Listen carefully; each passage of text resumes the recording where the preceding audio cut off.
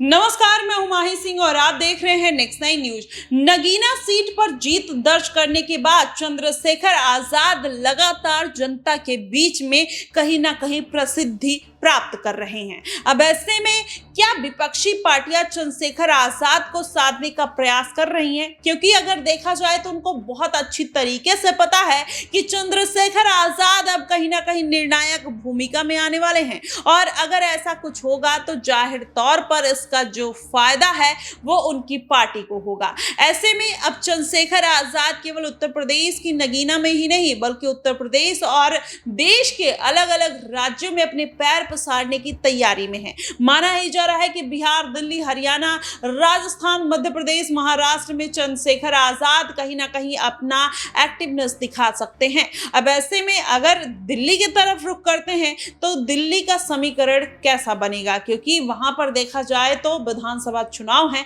और बिहार में भी जो विधानसभा चुनाव है काफी नजदीक है। ऐसे में चंद्रशेखर आजाद कुछ बड़ा खेला करते हैं तो जाहिर तौर पर इसका जो इम्पैक्ट है वो भारतीय जनता पार्टी और अरविंद केजरीवाल के ऊपर पड़ेगा। दिल्ली की जनता कहीं ना कहीं अगर देखा जाए दलितों की जो एक वोट परसेंटेज है वो 20 से 22% है। अगर चंद्रशेखर आजाद उनको भी साध लेते हैं तो जाहिर तौर पर अरविंद केजरीवाल और भारतीय जनता पार्टी की मुश्किलें बढ़ जाएगी और जिस रेस में भारतीय जनता पार्टी कहीं ना कहीं जाने के लिए तैयार है उसमें वो पिछड़ती हुई नजर आ सकती है। ऐसे में अरविंद केजरीवाल की भी मुश्किलें बढ़ी हुई हैं। ऐसे में माना ही जा रहा है कि पार्टी की जनाधार को बचाने के लिए हो सकता है कि केजरीवाल आजाद के साथ गठबंधन करके आने वाले अपने विधानसभा चुनाव को साधने का प्रयास कर सकते हैं।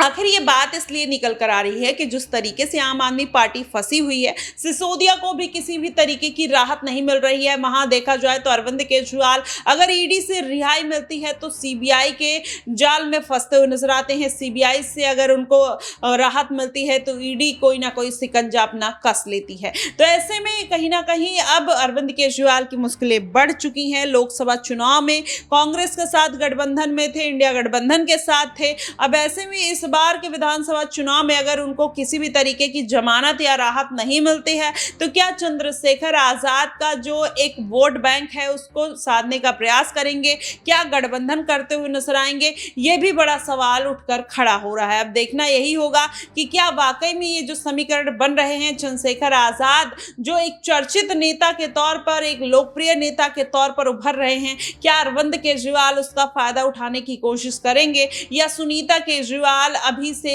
किसी भी तरीके का जद्दोजहद करती हुई दिखाई दे सकती हैं? क्योंकि इसके पहले अगर देखा जाए तो मनीष सिसोदिया के साथ चंद्रशेखर आजाद के जो रिश्ते हैं वो काफी बेहतर बताए जाते हैं। अब ऐसे में अगर वाकई में इस बात में सच्चाई है तो आने वाले दिनों में भारतीय जनता पार्टी को इसका खामियाजा भुगतना पड़ सकता है और जनता का जो जनाधार है वो जाहिर तौर पर चंद्रशेखर आजाद की तरफ आता हुआ दिखाई देगा और उसका फायदा अरविंद केजरीवाल को भी मिलेगा। अब ऐसे में माना ही जा रहा है कि आने वाले विधानसभा चुनाव में अखिलेश यादव और चंद्रशेखर आजाद, मायावती और अरविंद केजरीवाल और भारतीय जनता पार्टी इस बार के चुनावी दंगल में उतरने के लिए पूरी तरीके से तैयार है। देखना दिलचस्प होगा कि आखिर सरकार किसकी बनती है।